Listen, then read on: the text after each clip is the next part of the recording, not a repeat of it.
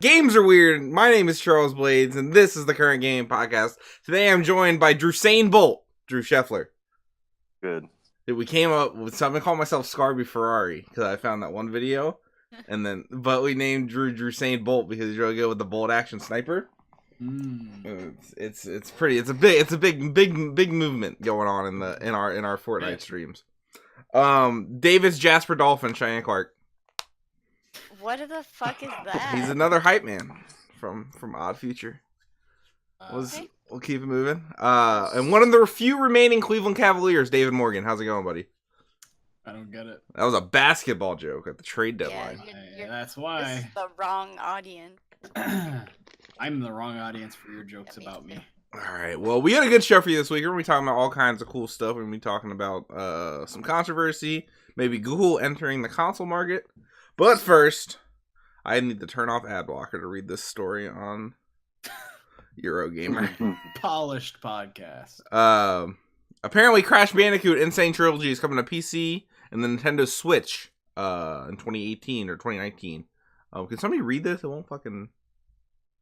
Can somebody read like the first two paragraphs? 19, and then there's also a new Crash game for 2019, according to this licensing source book Europe. All right, so licensing source book Europe, obviously a big player in the video game industry. Yeah. We've all heard about them before.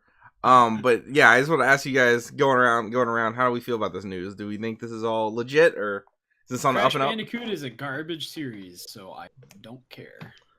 Great. That's my take. Right. Do I think it's true? Yeah, like definitely. That was all right. There you go. Lead with that next time. Because I know I didn't throw a hot take in there. Like, it sold really well, right? Yep. The Insane Trilogy, like, really well. Yep. I'm not surprised by this. I hope that they don't just rehash the Crash formula and, like, make it like, oh, here's some new levels. I hope that they maybe take it in, like, not a different direction because that's not what people want, but kind of bring the level design of Crash and the gameplay philosophy, as much as I don't like it, into kind of the modern lens, kind of like they did with Monster Hunter recently. Kind of not casualize it or anything, but make it more accessible to people who have never played. If that makes sense. I'm excited to see what they do. Yeah. Drew, how likely do you think these rumors are? And you think it's apparently these rumors don't say anything about Xbox One? Is that you think that's true? No, I don't think that like they bring it to everything else, not Xbox. Maybe they just wanted to. Or like maybe they're just saying what's coming this year. Maybe Xbox still has to wait longer. Yeah, maybe. I'm excited to play it on the Switch, but yeah. Like I would say that it's Sony being like Xbox is our main competition, so we don't want to put it on there. But I feel like Nintendo is more threatening right now than Microsoft, right? So, I mean, it's not like Activision owns Crash. It's not like at the end of the day, it's like Sony doesn't have a say so in it. I don't feel like. Oh, okay. I didn't know that. So okay, well. See, the Xbox thing is just like oddly specific. Like I don't see why. Yeah, it's weird that it's not on there. Cheyenne, what do you think?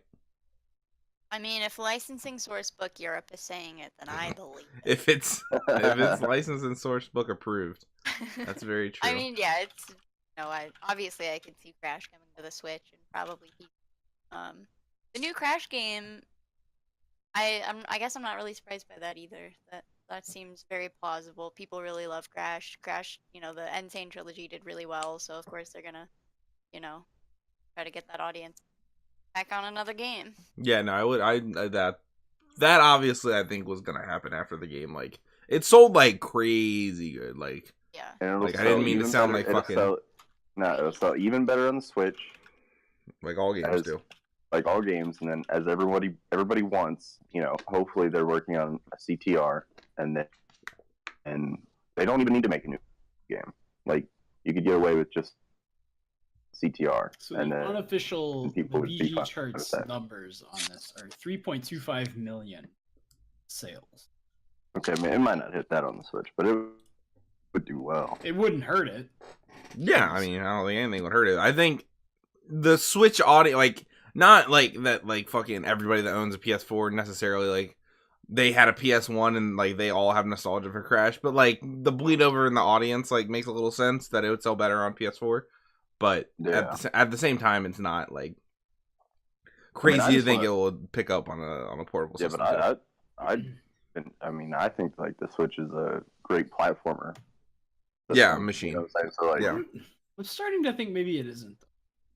why Like is we'll that? get into it because we're talking about Celeste today, but like playing platformers on like that little stick, that little nub stick, is like super uncomfortable. That's why you gotta Coming, use the- yeah, but coming from Vita Island, man, it feels It fantastic. changes. It does feel better than the Vita. I can't confirm that. This next story we have here is about Red Dead Redemption 2. So this website, trustedreviews.com, which I don't know how trusted they can be, to be honest, but not taking shots or anything, but I don't really know anything about I've these heard people. of them. Like people are always like, I mean, oh, I've seen them in like the Metacritic thing before, yeah, but like that's not like, saying that much. I guess that doesn't. Have a big leak though about Red Dead Redemption 2. Apparently, it seems legit. It says we blah blah blah. They got a bunch of promotional materials. 2 characters featured in the documentary crew. The main protagonist, Arthur Morgan, were corroborated by official screenshots released by Rockstar. The other one features character Dutch Vanderlinde. Is that how you say it? He's the leader of Dutch's gang from the first game. Also, they've gotten news on Red Dead Redemption 2's online component. Apparently, they have a battle royale system similar to PlayerUnknown's Battle Royale. PlayerUnknown's Battlegrounds in Fortnite, as well as Survive and Revive, which pits 2 teams against, or Revive and Survive, which pits 2 teams against each other as they try to stay alive. So basically, deathmatch. And Money Grab, which features 2 teams fighting over procedural. Procure. No, goddamn. I'm fucking tired. Procure bags of money in a central location. Blah blah blah. It's gonna. There's a game. I don't want to go too far into it. But I don't know. These leaks seem like I'd very buy all specific. that. Like I could have said this shit though, and it would end up being true. yeah. Like this is all very. I think Nothing about this is even like worth talking about. Because like this should all be given. I mean, I feel like the biggest thing is like there's gonna be a Battlegrounds mode. I mean, we all predicted that, Yeah, we did. but like, Is it big though? Yeah, because of course there is. Like, come on. I mean, still, like, it's a big deal for it to like be more confirmed than just like random speculation. I feel I like. guess. Yeah, What were you my saying, only thing is like with the way that GTA 5 launched, is this all going to be ready to go in September? You know what I'm saying? Like, or are we going to have to wait and then? I would assume you're probably gonna Like- wait. Yeah, I'd say it will. Well, yeah, but the battle royale thing, like, yeah, it's big now. It's been this whole year where it's just been growing, but like, Mm-hmm. as fun as it is it just a fad? Like, is it eventually going to get worn out? And by the time that like Rockstar finally launches that, if I it's think not we're out, past the fad phase. I think it's a genre now. If PlayerUnknown's had like teetered out like around like 1 million and then just plummeted, it would be like, yeah, it's like flavor of the month. Like ARMS, Right. that would be like saying, is ARMS the next big fighting genre?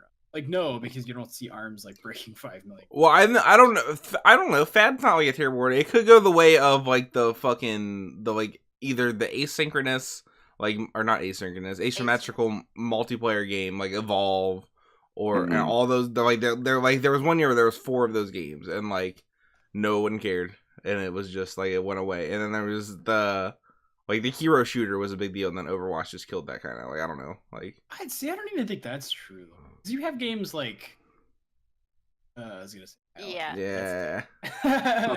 Paragon, And right? That's still a gigantic. thing. Yeah, that's a great one. Yeah. But it's not doing well. Yeah, it's like the thing is though, and this is like this should be like a fact. Like hero shooters are harder to get right than battle royale.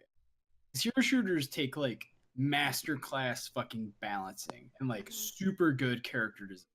Whereas battle royale, everybody's just the same dude fighting each other, and it's super simple. You just have a map, and it gets smaller, and one person is left. Like battle royale can be like injected into any game with good gameplay and be good.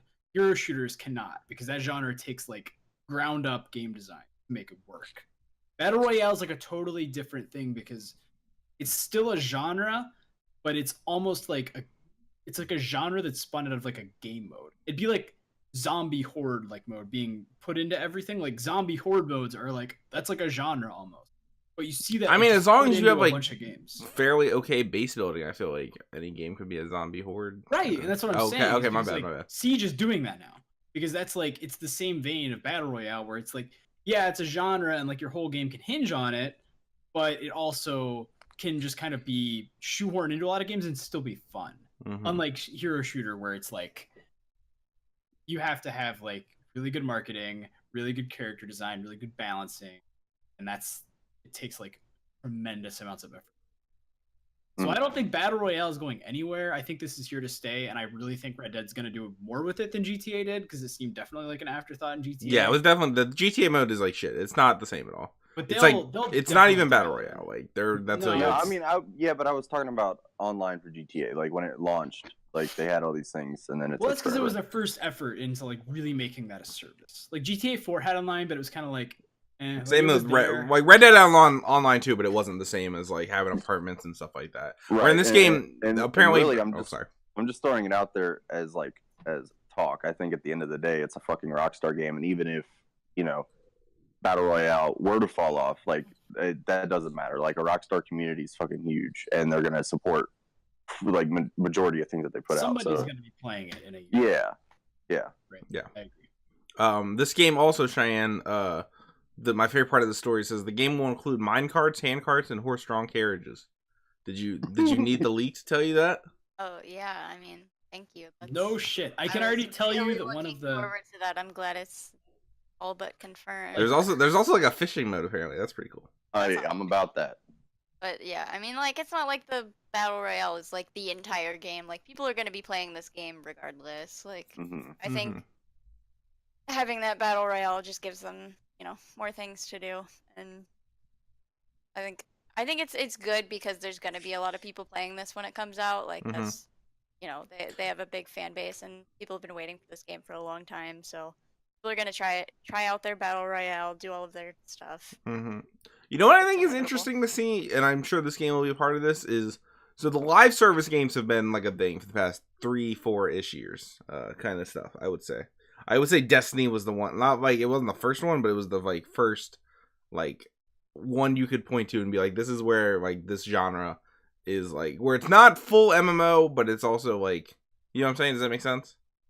Yeah. And it's been interesting to see how those games die off, specifically how like it completely the games. A lot of them you can see it in like if you go on forums or if you go on like just regular websites where they'll have like a bunch of tips and tricks for the newest game, and you can see like which game is overtaking like the game that came before it, if that makes any sense. Like Destiny 2 came out and then like either Fortnite or like Monster Hunter has taken over Destiny 2, and Destiny 2 is gone now, like basically. Well, that's the games as service movement. Well, I think it's interesting. I'm interested to see, do you think that would happen with like, I don't know.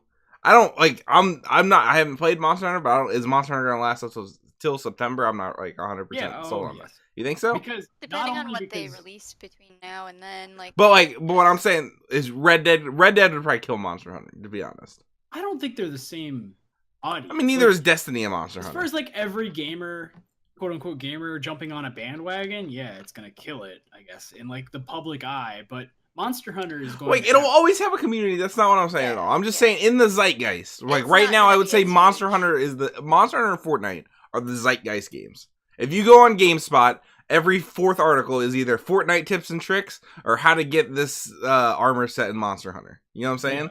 Yeah, those are the two hotness right now. Well, that's like months and months away. Like, I'm just curious. I'm interested. I definitely think Red Dead's gonna be the big thing when it comes out. Red Dead won't be like a game as a service, though. I don't think Rockstar has that. It 100% is. But I mean, okay, because like GTA, I guess you're right. It's GTA gonna be the same thing where they keep adding things periodically. But like, when I think of game as a service, I don't think like. I don't know, man. I fucking hate their online model. It's like so scummy. I don't like it either. I'm just saying it exists. Like that's why personally I would never jump ship to that, because like I think it's bullshit that like I can pay $100 and be like end game.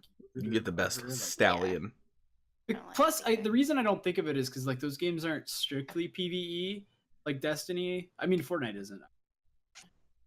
I don't know. Just by being so spread thin, I don't think of GTA 5 as like the same as like a Destiny 2, because when you're on GTA 5 you're in there with your friends, and you guys can do like all these different things. That's awesome, but it's almost like I think of GTA 5 as almost like a really gameplay intensive like PlayStation Home, like a place to hang out and like do shit, but like you can also go on missions and things. Whereas Destiny 2 is like all about the grind. It's like all about, hey, we're gonna raid here and we're gonna get geared and then we're gonna go get this gun and whatever. It has a very focused gameplay loop. GTA 5 doesn't have that loop to kind of hook you and keep you coming back the same way like a Monster Hunter. I don't know. I would say it does. Just the way the mission structures work is very like repetitive to like I feel like to the nth degree. Like there's not like there's variety in the missions, but like they're like it's grinding. It's the same. I feel like it's the same thing. But it's like way more egregious. I don't know. That's just my perspective because I don't like GTA 5 as much as like a game that I can just jump into. I mean, to be fair, you played it a bunch. Sometimes I feel like playing it. Like I'll be like, oh, I want to play a little GTA for a little while. But then I like run around. Realize that it's literally a loading screen simulator. I didn't like that, but all right, I'm interested to see how they do that. I'm hopeful for Red Dead, yeah. This next story is a bit of a bummer. Subnautica dev is fired over hateful statements. Subnautica, which is a game you've been playing, right, David? Yeah. Designer Simon Chelinsky has been fired following outcry over insensitive statements he made on his Twitter account. Subnautica, underwater survival game. Like, you can confirm or deny this. Is there voice acting in the game, David? Yeah, it's fantastic. It's actually fantastic. Voice acting in the game, and then it's all first person, right? It's better than your favorite game's voice. It's not, like, but it's actually it's not better than Firewatch's voice acting. It actually is. That's the best voice acting this generation. Hot take. Subnautica is actually better. So. But it's all first person, right? Yes. Okay. Over the weekend, fans of the game discovered a history of racially insensitive, I'll add transphobic tweets, critical of gender diversity on the sign on the. This is a weird sentence. Fans of the game discovered a history of racially insensitive tweets. Okay, and tweets. I thought it said fans of the game discovered a history of racially insensitive tweets critical of gender diversity. I was like, you're lumping it all together, man. You messed it up. And tweets critical of gender diversity on sound designer Cholinsky's account. So they go on to say, they're just like, him talking to Paul Joseph Watson on Twitter saying, importing third world crime rates and, importing third world people means you're importing third world crime rates and IQ. And then there's another one where a guy points out, that YouTube has more than one gender identifier on there for I don't even know why, to be honest. Because I guess you probably pick your gender at some point in YouTube, but I don't know. Well, I like to like put you on a demographic. Yeah, probably. Yeah, for sure. And then he says helicopter the attack kind, which is alluding to a 4chan meme David probably knows all about. Is that a 4chan meme? I don't know. It's like it's just a shithead meme. Transphobic, so I assumed. Yeah, David, you had some hot takes about this earlier in the week. Well, Have they cooled? Have they simmered? I mean, I don't know. All I said was that I didn't understand like I know that people who are racist often. I'm not being racist. I'm just stating the facts. But as you pointed out, I don't understand how like immigration works. So as far as his immigration tweets went, I was like, well, I guess like if like.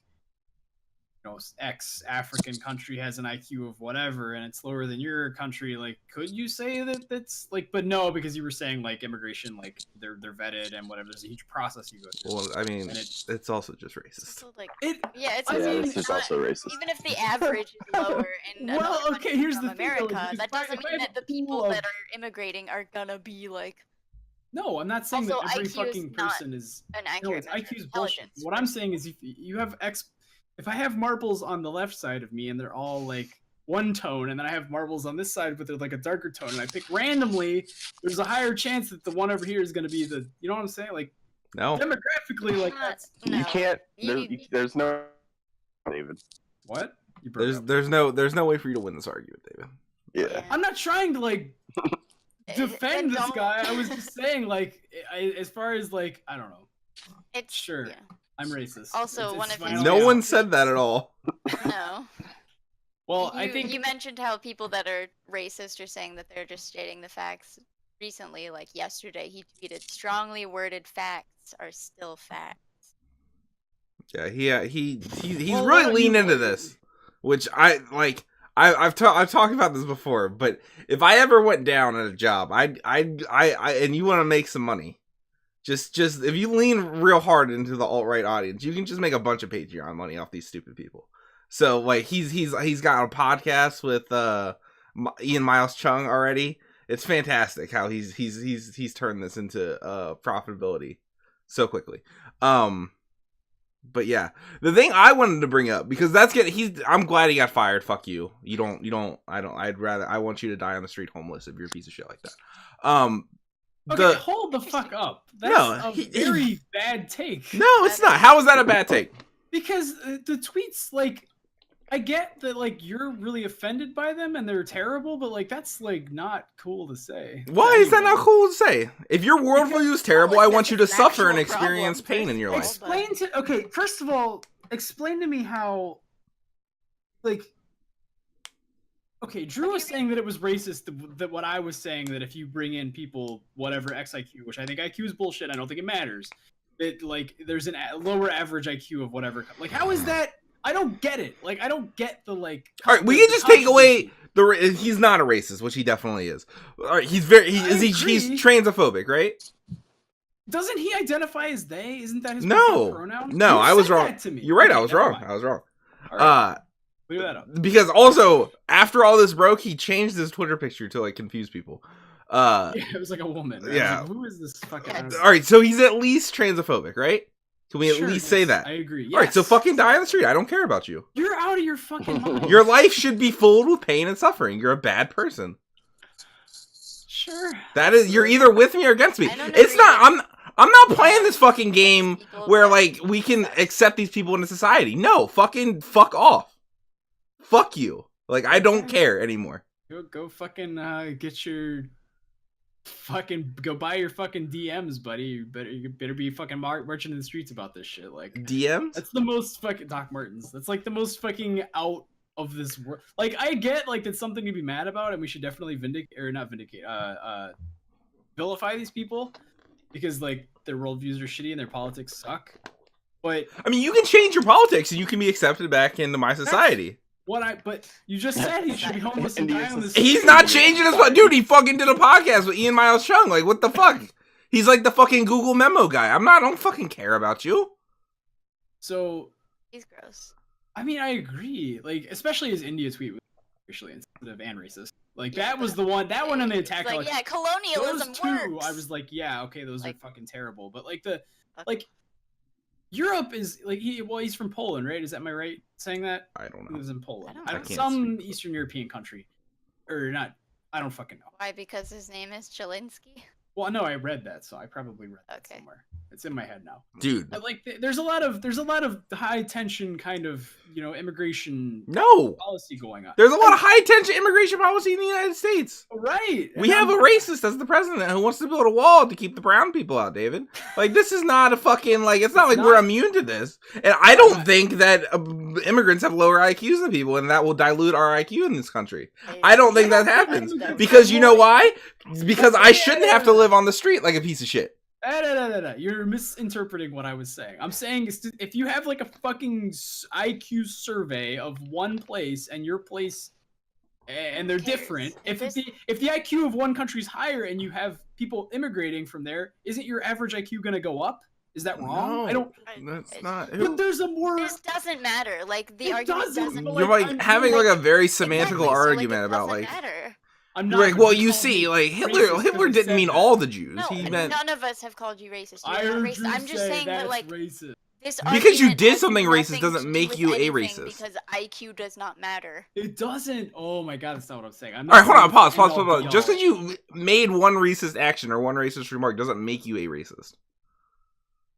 Does it though? Because it sounds like if you make one transphobic no, it's when you make one transphobic tweet, more than just one, and then double down on it and fucking like fuck off. One of his recent tweets has the helicopter emoji and saying "not a hate symbol." Like, suck a dick. Like you're trying to get your 15 minutes of fame. That's fine.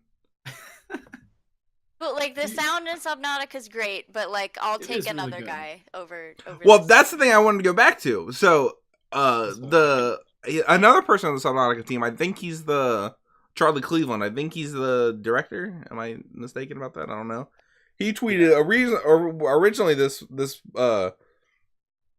was pointed out because Solinsky replied to a tweet from his in which he said, "We would prefer to add the option. Would you prefer we added the option to play as a woman in Subnautica or improve the core game?" And like added that as a poll. Yeah, that's a stupid Can I just poll because obviously you want the core game to be No good. Like that shit. has nothing to do with who you're What playing a dumb. as. Like, Okay, I hate buzzwords, but like that struck me. I'm not even gonna say it. He is trying to get good boy points for that fucking bullshit poll. There is not even a fucking comparison to adding a female model to the game that you don't even see. You might as well just say pick your gender at the beginning and then play as the same fucking model. This was such a bullshit poll that he was trying to put out there for fucking politics points. Like, look at it, we care. Like, no, I think it's the opposite. I think he knew everybody was gonna say improve the core game and was putting this out as like a joke. Like a false flag. It's fucking bullshit. Like see, no one wants to play as a woman. That's it's what so he's saying. like their whole studio sucks in my eyes now. I want nothing to do with them. Well, I hate that I like the game so much, but all of their politics are fucking garbage. That poll cemented for me that they're all wrong. Like, wait, no, like I think you're like doing this the wrong way. I think this poll was like meant to be like, oh, who the fuck cares about it? Show people like, oh, well, you want a female protagonist, but look, everybody does. Well, no, not even to show people that. It's like the joke was to be like, we can make a woman or make the game actually good. So who the fuck cares about women? Like, I think that was what the point of the. Yes, I am sure. Because he had tweets earlier that were like talking about playing. Because like you said, there's voice acting, so I guess they would have to like have another voice actor. There's right? no protagonist voice acting though. Yeah, the protagonist doesn't speak. Okay, so there's no point at all. From, like, voice so yeah, it's all bullshit. Right, so it was. That's what I'm saying. It was a joke. I don't think it was. Though. I'm very certain I really it was. think this was a genuine tweet because he was talking about people earlier, and then he like redacted one of his tweets, and he's like, "I deleted it to avoid further." He says that he tweeted that he regretted that you don't play as a woman in Subnautica. I'm like, what the fuck? Like, stand by your fucking. I didn't see that, but like, I feel like I'm stupid. just. No, you're giving him way too much credit. Like, I'm giving him credit. I'm not giving him any credit. I'm doing the opposite. No.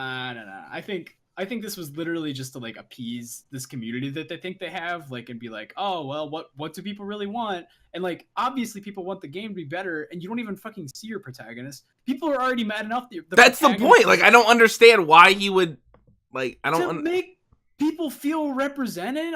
To make it seem. Then like you wouldn't make it a poll anyway. If you actually wanted to do that, you would just do it. Maybe they wanted to see that the representation was actually like representing people. I don't know, but they no, it's what I said. Look, we don't have to make a woman because nobody wants that. I didn't read it like that at all. That was not my. That is very much how he wrote it.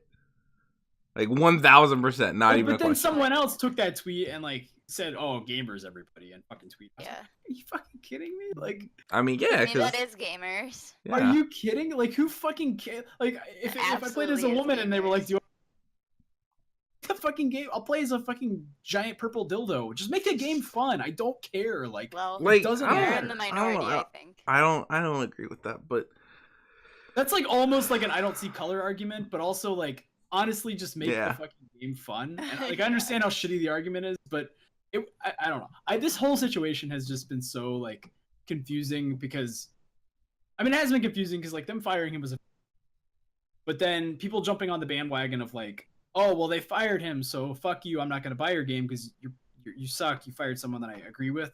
And then also people being like, oh, he worked for you in the first place, fuck you, I'm not gonna buy the game because his politics are bad, so I'm gonna punish the rest of you. And like, so there's like two sides of people, and one of them agrees with the guy who got fired, and one of them hates the guy who got fired. So a ton of people are just like mad at Subnautica and the devs for different reasons.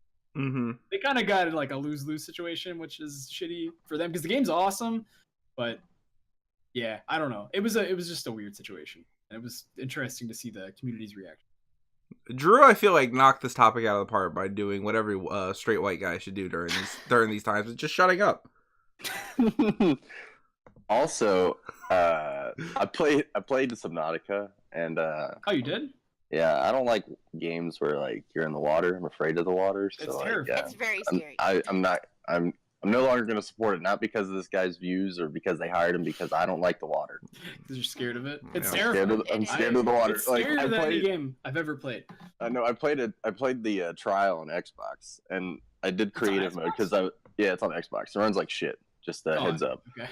So I played the trial. I did creative mode. They should have fucking taken the woman character out. Fucking make the game better. Am I right? I said, let's play creative mode and just I'm gonna get a sub and we go as deep as I can. I regretted that immediately. Yeah, it's fucking real. Yep.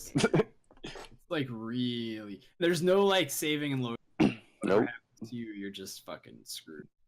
Did not like it. See a Leviathan, you gotta say goodbye. It's real bad. It's awesome. Me and Cheyenne have been playing the fuck out of it. It's a fun game. She's been helping me build my base, and we've been doing survival mode, which is quite a bit of fun. So I think the game is great. I think we've had the separating our thing, kind of that conversation before. Yeah, it's I think that is a there's fine thing to multiple do. Everybody is supporting shitty politics, whether they know it. I don't know. My thoughts on that are a little different from when we had that before. Live your life. This next story we have here is about Google apparently coming into the gaming, maybe hardware business or streaming business.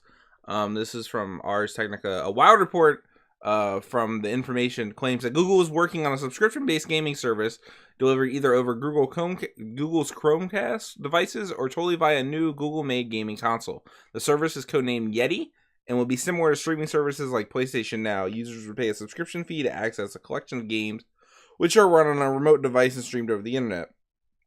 The information notes that this is in an early version of the service that was designed to work over Chromecast, which is interesting since it's unclear how the game controller would ever hook up to a Chromecast.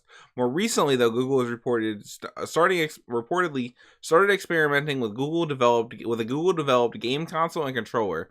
The project is being led by two Google hardware executive, Mario Quizaras, VP of Product Management, and Majed Bakar, VP of Engineering. I fucking butchered those names. It's definitely Kieros, but that's fine. Kieros? Kieros. Yeah. All right. I didn't roll the R at all. Okay. That makes sense, yeah. Names are hard. Well, like, Mario's not a Spanish name. I don't know. Mario Lopez? Is he Spanish? I guess he is, yeah. Yeah. But I don't. Alright, I get. That's like the first argument anybody's ever won by just saying Mario Lopez. I'm pretty sure in the history of like the world, that argument was like, yeah, you're right, absolutely. So if this could ever see the light of day, the hardware. So if this ever sees the light of day, the new hardware seems likely. Basically, I just want to ask, what do you think about this stuff, Drew? Good luck. That's all I really got to say about that. I don't think, unless Google were to partner with some reputable companies, all you're really gonna get is just like mobile games, which I mean we got plenty of other things that do that. Yeah, that's kind of my. And everybody else already has their partnerships, and everybody's got like Sony's got Naughty Dog, and like Xbox has their like first party Microsoft Studios and stuff. So like, unless Google were to come out with something that's like specific to whatever they're trying to do, that system or this streaming service, like it's what's the point of getting it? Yeah, I'm in the same boat. I feel like I don't know. I don't feel like another, like we talked about the Atari box. I would say like 6 months ago, which a long time ago. Yeah, whatever. Like I'm still of the position. I just unless Google's gonna literally spend billions of dollars, like no one can break into the console market at this point. Like you just can't. I don't know. What do you think, Cheyenne? I mean, I feel like Atari probably has a better chance of, because people recognize Atari as a video game like name, but like this doesn't seem like it'll work.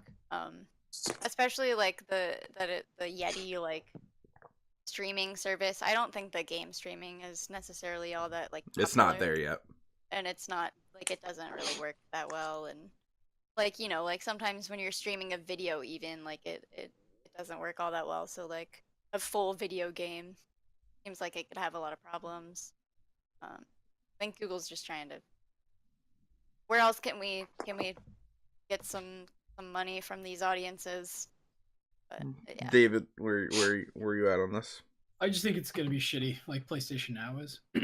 Any kind of streaming service for games is like technology. We all say PlayStation Now is shitty. Have any of us used it? Drew used it. I've used it, yeah. Is it shitty confirmed? I mean, when it first came out, yeah. All right. However long ago that was, I played. I want to play Ni no Kuni on it. I don't know anybody. Why don't you just play Ni no Kuni on the PS3? Oh, that's It's really not that bad. That's a whole fucking thing. I gotta use the fucking Yeah, DualShock 3. I It's really- gotta plug that in to begin with.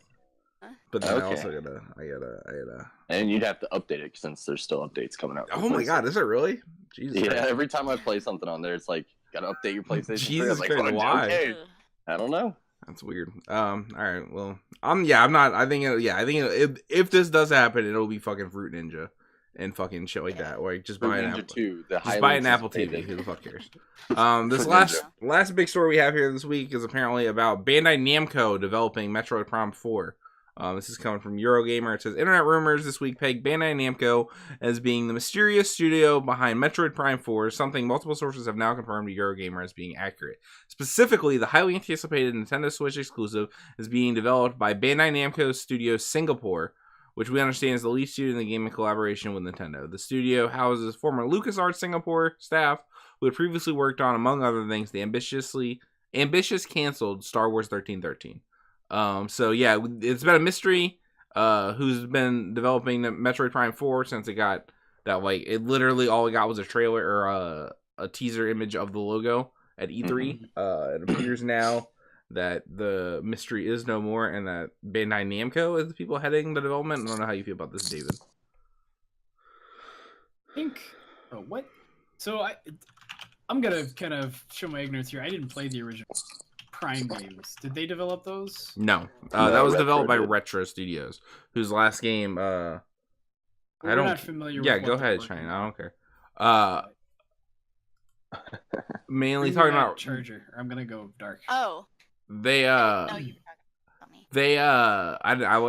I don't have Discord open where I can just see it. They're typing in Discord for all the people that are listening. I thought This you is I thought, breaking the like, fourth wall. For some reason, maybe like No. your Cheyenne was there and she was asking you something. No, the Retro, their last game they made was Donkey Kong Country Tropical Freeze, so a bit of a departure from the Metroid Prime games. But they're like an in-house Nintendo studio, similar to like Naughty Dog or something like that. It's interesting that they would have Bandai Namco. I know it had been rumored. Do we know why those rumors had begun? Like the Because I think it's true. what, Well, because Just it supposedly had it's been like a buzz. Yeah, but it's supposedly that it's been confirmed now, and just because I don't think anyone's really heard anything from Retro since Tropical Freeze. I bet they're working on. They're working Well, on something, but no one knows what it is. I mean, honestly, it's probably a new Donkey Kong. Like, I think that the Donkey Kong series has been doing well enough, and I think that's what they've worked on mostly. And the Donkey Kong series is primed for a comeback. No, Get out of here. no, My- I think it's good. Because I mean, a change of studio might be what that series needs. I think if I don't know how many of the original Retro members that worked on those games are still there, but it's easy to see things of a vacuum. At Fallout 4, when you kind of leave a dev to their own devices and you say, okay, time to reinvent your series and bring it to the next gen, it kind of gets a little murky because you're so set in the way that you. So I'm hopeful that it'll be. Drew. Well, there was nothing wrong with Metroid Prime 1, 2, 3, in my opinion. I thought the original trilogy was fantastic. After that, the departure from the actual main series, and then you Well, it get... had nothing to do with like Other M, right? Oh, I know, Team but like Ninja. just Nintendo allowing such garbage to come out is... It was really just this- the one game, but it was really bad. Well, I mean, you know, they had one come out last year on 3DS, like Federation Forces or something, Oh yeah, I forgot about that. and then they had that like the Samus Returns one or whatever was... It's a remake supposedly of 2, it's good. right? It's a remake, but supposedly it's But good. with like added stuff. Yeah. Yeah, but like my only hope is, you know, I'm not gonna get like super hopeful or anything like that. I think that they know what type of like how this series is regarded. They have to do, hopefully, to appease all of the audience members, you know. And I don't want them to go and it would really suck to have like a really shitty Metroid Prime 4. But hopefully they've gone back. They've played 1 through 3. They know what the community, which there's still a community out there, knows what they're wanting in the 4th one. I mean, just take their time with it, because I got stuff to play on all different types of consoles, but like, you know, no rush. Just get it right. Yeah. Do you think, Cheyenne, I'll throw this to you. You haven't played Metroid Prime, right? I assume. Neither have I. Are you interested in this game at all? I can't hear you. You should probably plug that in. She's saying no. I forgot. I muted. Yeah. So that you didn't hear the. But are you? You're not interested in this game at all? No, I'm not Why? interested. I've never played them. All right. So that's what I'm saying. If it was calling Metroid Prime Awakening or Metroid Prime whatever the fuck, would you be more interested in this game if this was like a soft reboot kind of thing? No? All right, never mind then. I mean, first of all, I'd have to know more about the game. Right now, all we know is the title. So Yeah, I guess that's true. Going off of that, you'd have to be like, a fan or interested in some way. But I've never played it. I have no like affinity for the play it series. right now. And the best way to get people like to it and give them a way in is Nintendo do a nice remaster of 1 through 3 and a collection, put that out, and then year and a half later drop 4. So 4 could be coming late 2019, early 2020, and give people 1 through 3 again. Or just GameCube like backwards compatibility stuff. Hopes are still alive. But like what I'm saying with that is I don't know if this game is gonna be called Metroid Prime 4 when it comes out. Like I wouldn't be surprised if it was called Metroid Prime : something.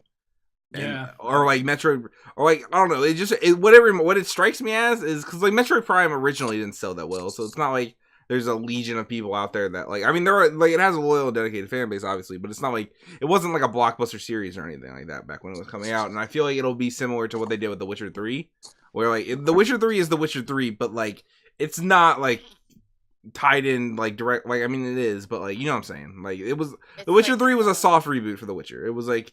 And all the material, like marketing material for The Witcher 3, it's all The Witcher Wild Hunt, and like the 3 is like in the background, and like you can barely see it kind of situation. If that makes any sense, I don't know. I feel like that's what's gonna happen with Metroid Prime 4, but that remains to be seen. So moving on now to quick hits. Far Cry 5 has a season pass, even though the game's not out yet. Bullshit. Fuck them. It's only because it's not multiplayer and they can't put loot boxes. I don't really care. I'm actually fine with that. I was just making a joke.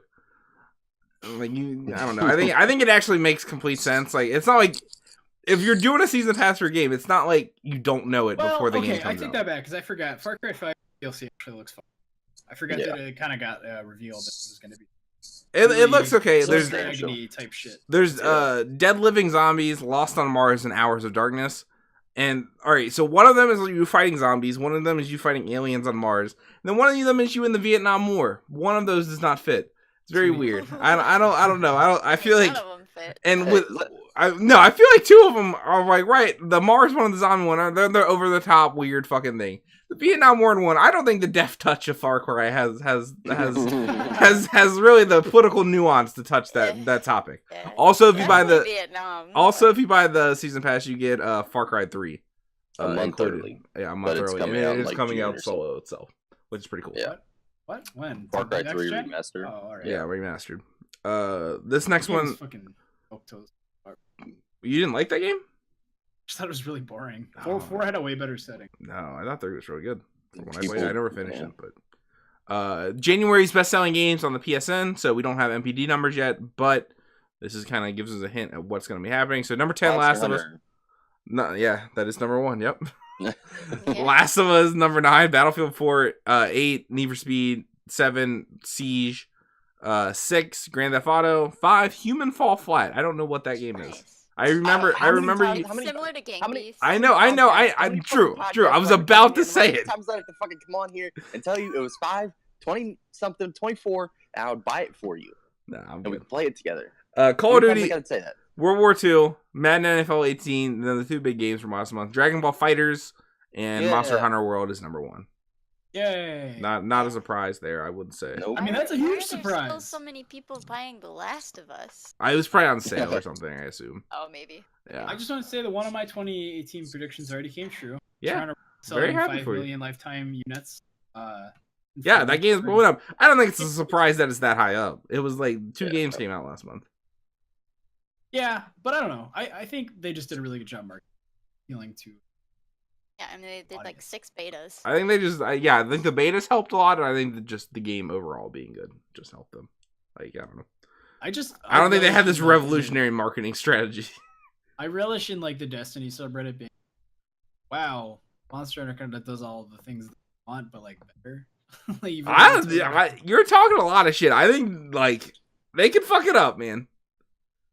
There's no chance. They already balanced like the one biggest problem in the game. I don't know. Like, I don't think Capcom's really the fucking the They like. don't have a good. They've they don't always have, like, a handled Monster super- Hunter really well. They could, but like they fucked up Resident Evil real bad for many years. With 5 and 6. Look at what they just did with Street Fighter. They brought it back. They fucked that up too in 5. Yeah, but they're lately They like with came back. Resident Evil 7, with Street Fighter, Monster Hunter. And like, Marvel they vs. are- Capcom. Yeah, they just hung that off the dress. Yeah, I was just saying, like Monster Hunter. Is you're like on your high horse. I'm just saying, just chill the fuck out, man. That's all I'm saying. That's like saying that Sony won't put out a good first-party IP because Knack's. That's not really. But I named 3 of their biggest IP, not fucking Knack. Knack's pretty big, dude. That'll be. Yeah. Road, Next story, Yakuza 6 was delayed out of March into April, which isn't that big a story. It makes some sort of sense because March had a big month with Far Cry and a bunch of other stuff. But also they delayed it to 2 days before or 3 days before God of War comes out. Not that those games have the same audience, but they're both PlayStation exclusives. That's kind of a mistake. Also, this is an example of a game that was completely delayed because of what was it releasing around kind of situation. Because it's not under embargo. Like, reviewers have codes for this game. This game exists. And it's just they're just not putting it out because they're getting out of the way of other things. Which I think is an interesting case study. I mean, that's smart for, since it's not like a huge game that has like a really big following. Like, Yeah. you want to get as many people as you can. This next story, I guess Cheyenne, you can speak to this. Overwatch having a Year of the Dog celebration. They had the Year of the Rooster last year. For the Skin. They did something cool. 4 of the characters have like really unique skins relating to like Chinese like mythology, legends and stuff. Is one of them like, Diva? Cool gods. No, one of them is Shocker. Mercy though. She looks really cool. Mercy, Genji, Farah, and Zarya, and they all look pretty sweet. So that was pretty cool. They paid a lot of attention to detail in terms of like the Chinese like mythology behind all of it. So that's cool. People don't really play Overwatch because we're on a break. Monster Hunter. Yeah, Mhm. and Mercy sucks right now. It's fun to play. This next story is sticking with Overwatch. Gaguri, is that how you pronounce it? I think so. Yeah. Chijuri. She's a really, really, really good Zarya player. She is joining the Overwatch League, becoming the first woman to join. She's apparently Shanghai Dragons, according to ESPN. Adam Schefter reports. Alright. It's very So interesting she's that great, and I'm esports glad are at ESPN. She was the one that everyone was like, why is she not Yeah. on the team? But she's really good. Mm-hmm. Glad she's finally a part of it. Firmware 5.0 on PS4 is coming out, Drew. Mm-hmm. And it's got a few different things. Apparently you can divide, the biggest thing I would say is you can divide the library into like what you bought, what is like you got from PlayStation Plus, and what is currently installed on your system, which is interesting. And then also you can hide stuff in your like purchased thing. So like I no longer have to have the Destiny First Look Alpha on my PS4. Like what the fuck? Why was that not an option from the beginning? Also, I think the one that has the biggest repercussions possibly is they added like a boost, like extra boost mode for like super sampling on the PS4 Pro, which I don't understand what it is and I don't care to really. The biggest thing is they added a time limit feature, playtime management for users to primarily users to allow and track time and set daily play limits for their kids from a PC or smartphone. That I don't really care about. I don't have any kids, and if you have kids, I'm sorry you ruined your life. But the thing about that is, if the PS4 can track how many hours you were playing it, why the fuck can't I see how many hours I have played every other game on there? It is fucking dumb, and let me know the stats. I want to know every stat about every game I've ever played. I hate that I don't know. I want to know how many steps I've taken in fucking Red Dead Redemption. I want to know how many people I've killed in Far Cry. I want to know all of it. It bothers me. I like stats. Stats are cool. Yeah, we talked about this too. Like the wouldn't it be less time to just make that available to every user on their system, spending the time fucking email that they send out at the end of the year saying, hey, this is what you've played and how many trophies you've earned, and this is the top percentile that you're in, and all this and that. You know, because like if you can tell me I played 250 hours of Rocket League last year, then why can't I just go on my PlayStation and then when I go over it and I scroll down one, why don't you just tell me in like a little bar? Yeah. This is how long I've played. Yeah, it's very simple. Yeah, it's very easy. This next story is about PUBG apparently banned over 1 million cheaters, which is absurd. Yeah. I haven't played Why are there that many cheaters? Yeah, I've been. They're adding new like anti-cheat measures into the game, but like I don't know, like I feel like that's dragging that community down. This next story, Dr. Disrespect apparently broke a streaming record for the most concurrence on Twitch with 400,000. Wow, which is crazy, and his stream back from cheating on his wife. He got done with that. He's being racist? I didn't see that. Apparently, in response to a lot of the Chinese people being on the North American servers, he would do like voices and kind of say some things that are vaguely racist. No, I don't like that. Damn it. Racist. Die on the side of the street. I would look into it more, but yeah, I guess I will. It has been a big problem in the community, though. Yeah, I mean, yeah, a lot of the Chinese people on the North American servers like have been the cheaters. Right. I don't. Maybe that is true. I thought. I mean, that's that Chinese people were on the North American servers. I was like, hey, look, all the time I play in the Europe. Drew plays like certain times of the day. Bye. So yeah. Okay. It's when all the good people are sleeping. Anyway, okay, yeah, that makes sense. Monster Hunter World is getting a patch.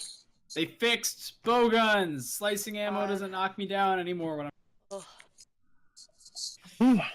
Like the biggest You have 30 seconds to explain the rest of this. Thank you. Heavy bow guns and light bow guns. The ammo types did really little damage, but they buffed where the other ammo types like piercing and normal ammo does more damage, and slicing ammo does 50% less damage because that's all anyone used. And when you shot a monster with slicing ammo, it tripped everyone that was trying to attack the monster, meaning they got hit, and there was nothing they could do. Did they fix the fact that like you get backed out of a cutscene plays? That wasn't the issue. It was like you have to have seen the cutscene. That's only for story shit. Like, I didn't know there's some matchmaking thing. I just thought that's what it was. It's all good. Everybody's in high rank at work. It's better. Okay. Out of the tutorial. Everything's good. Fortnite is also getting an update. They added a bunch of Valentine's Day stuff. They added a bow. It's real cute in this creepy ass fucking bear costume. They're also bringing back 50v50 and like gonna start cycling out the special modes, I think. Oh, also I saw that we're getting a new type of SMG next week. Oh, interesting, because those fucking guns suck dick. Maybe it'll be better. Who knows? Hopefully. Also, My Nintendo Rewards, starting in March, they're gonna lay out a plan to where you can use them for Nintendo Switch games and other things of the like. The only thing to note on that is that a lot of people, or not a lot of people, I should say, but everyone is up in arms that you only get fucking 1% for physical games and 5% for digital games, Drew. No. People are aggravated because of all the accumulated coins in that. Oh yeah, that you're 12 losing. months. Yeah. So like when it comes out, people have already missed out, like have lost coins and platinum coins from purchasing things on the Switch. But yeah. And then the one last thing that I wanted to talk about, and honestly, we could have made it a little bit of a story, but it's no big deal. I don't know what the fuck this is. Nintendo. You know what it is. I told you about it. But like, I don't know how much.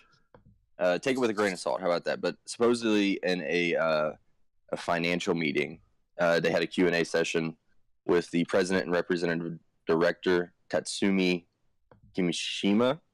He says, "Review the online service as one component of our efforts to diversify how games are played and to get people to play more of our games.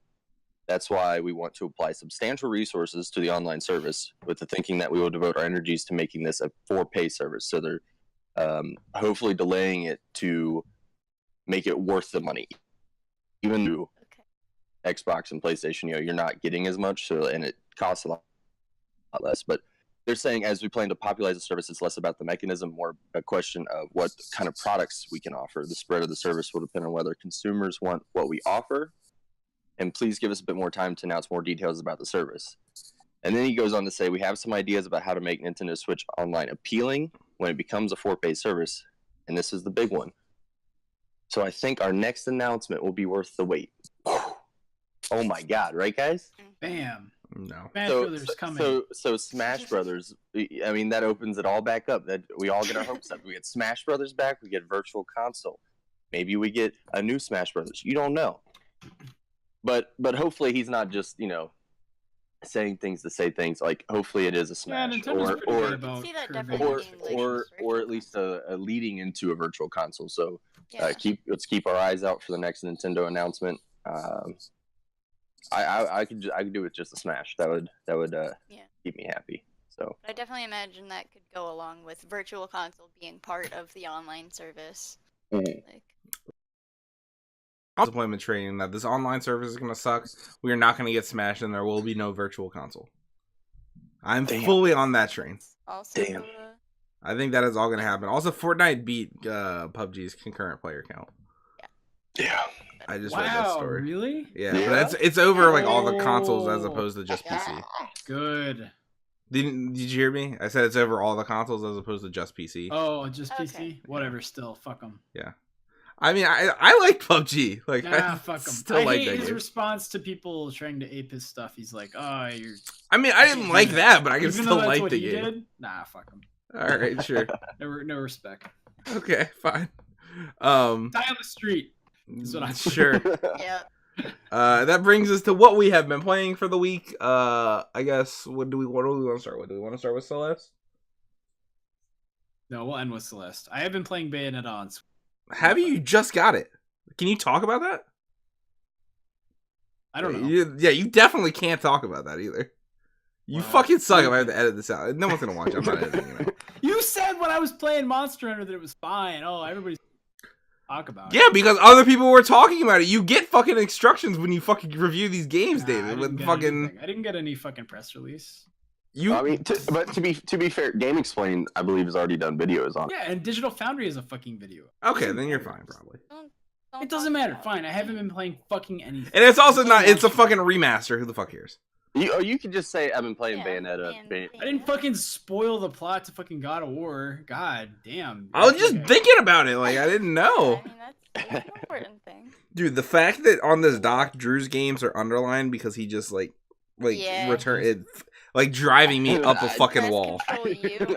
I do not try. driving me up a wall. not Cheyenne, try. you've been playing more Monster Hunter. Yeah, that's it. It's been eating up my life, but it's great. That's Love it. you guys got the Horizon armor. The Horizon armor is cute.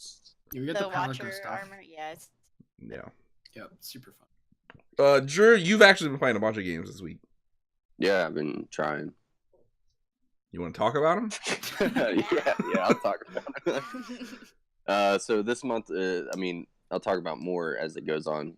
But like this month, I've really just been playing a bunch of platformers. So Celeste, which we'll talk about.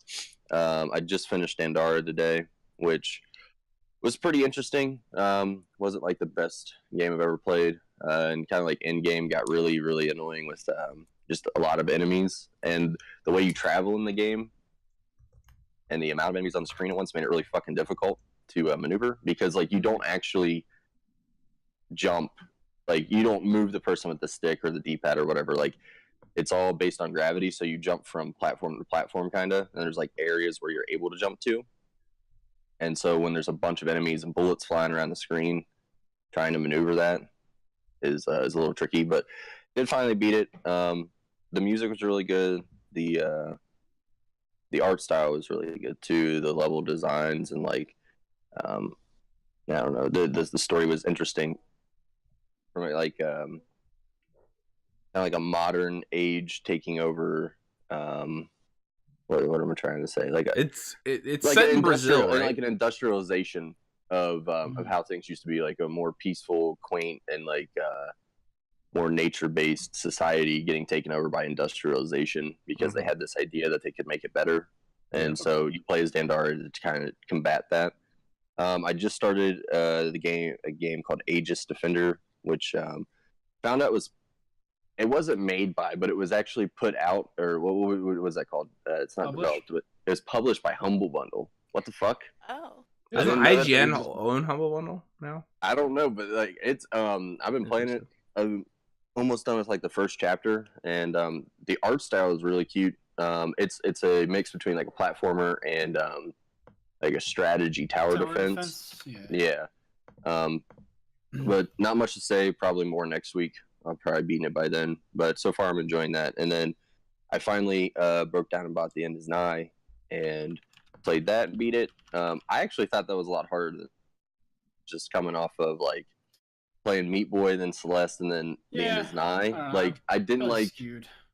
I don't know. I didn't like that I couldn't jump off of things, or like it was like the only mechanic is you either jump and land right, or you grab on a ledge.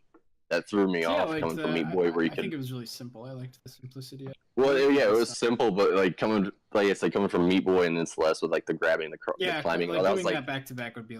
I was like, I can't grasp this for some reason, so I struggled But with you that. could a lot grasp more it than the other actually.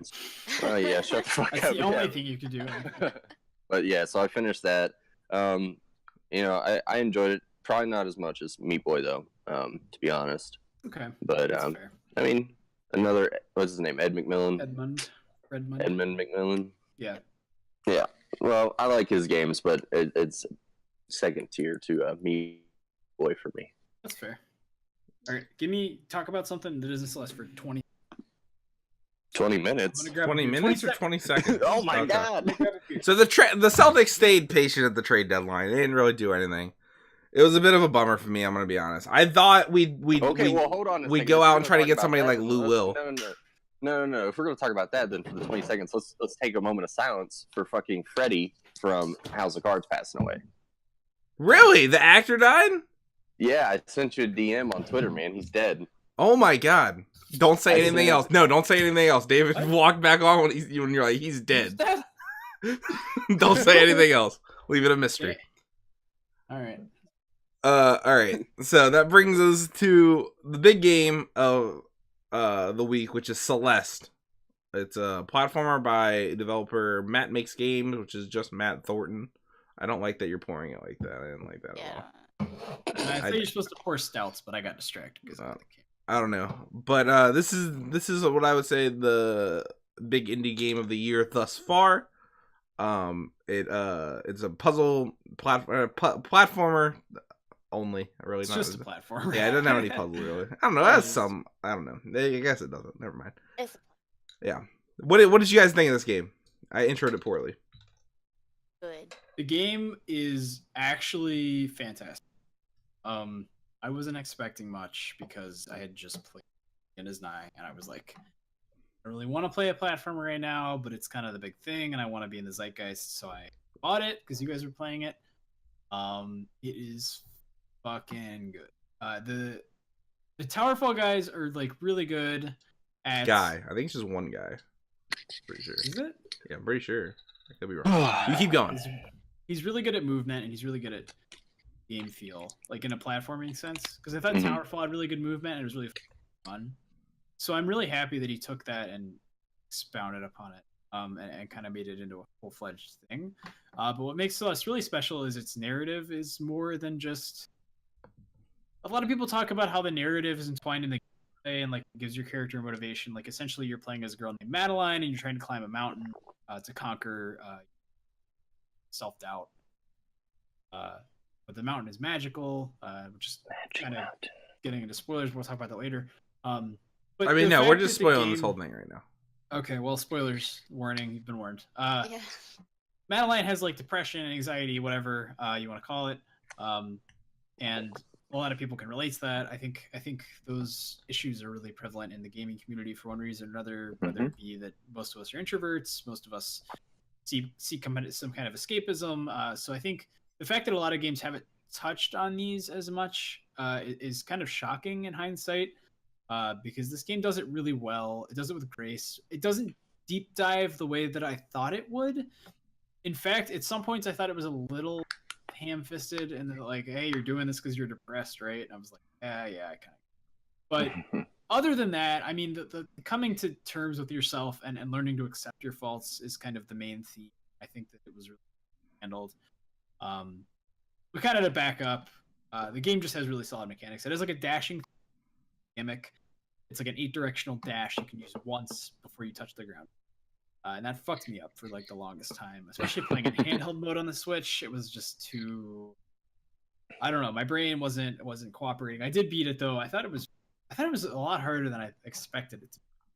I don't know if you guys had the same experience. I ended with around 800. So, in about a 9-hour game probably. Oh, it didn't take me 9 I think the hours. game's like 5 hours. Yeah, it took me like 5. Oh, I just made that. Okay, I thought you were like, because you said you had 800 deaths. I was like, oh, that was wait, because I had like actually sat there and drew. I know, I thought like you had a battle plan and fucking were like, I won't fuck this up at all. Oh no. But yeah, I'm in the same boat. I thought it was a fantastic game. It's clear, it's early year game of the year for me. I felt like from everything from the story, which like we said, like platformers tend to get the short end of the stick. Like I love Shovel Knight. Well, Shovel Knight's a platformer. It's like an action platformer. Plague Knight's story is surprisingly really good. They really is it really good? It is. There's deep character dynamics in Plague Knight. Yeah. Have you I haven't. I doubt it. I just doubt it. It is. I'll tell you right now. Spoilers for Plague Knight. Plague Knight has a big dick. Yeah, he's a little guy. Dude, you cut out so perfect, David. It was so so good. And he's basically trying to woo his kind of assistant, her name is Mona. So it's about sexual harassment in the workplace. No, it's like kind of cliche, but he basically that in order to win her, they have a really good dynamic throughout the game. He's really shy and reserved, and she's really outgoing and kind of bubbly, while being kind of a well-rounded character, like emotions other than just what you would expect, I guess. But essentially, it's about coming to terms with yourself and the fact that him doing everything that he's doing just to make this super potion that's going to make him stronger than everyone else, just to win her over, isn't necessary.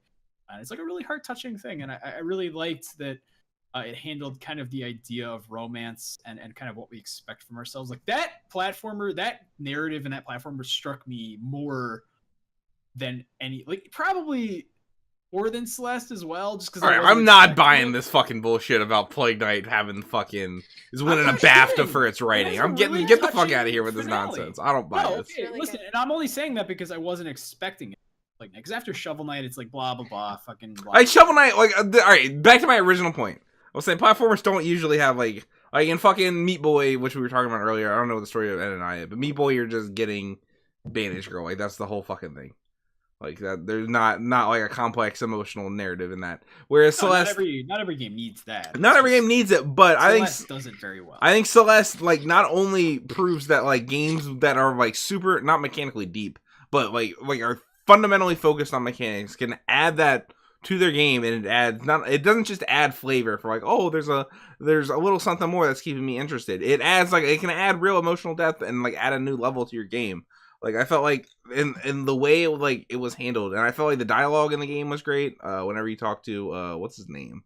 Theo, I felt like that was all very like it was super reminding me a lot of Caleb. Yeah, he does look like Caleb and Yeah. stuff. Reminded me a lot of Night in the Woods, the way the dialogue was like super like millennial driven and kind of like sounded how like I felt like it sounded realistic. I thought the way the gameplay you talked about this a little bit, David, but the way the gameplay melds with the story, like by the end of the game when you're trying to scale the last mountain, you have to like work with your anxiety or whatever in order to scale it. That was really cool. Is really neat. I thought the music in the game was fantastic. The like motherfucking music was so good. Was one of the best. Like the literally the second level of the game was just like insane. Like it was like mind blowing. I streamed this game when it. Shout out to Lena Rain. Yeah, I was gonna say her composition. Yeah. Of this game. Does she check her Twitter? Is there anything bad on there? Specifically for the song which you're referencing here, CJ, for the second level is Resurrections. No, that was the jam. Fucking song, the song where you're boss fight.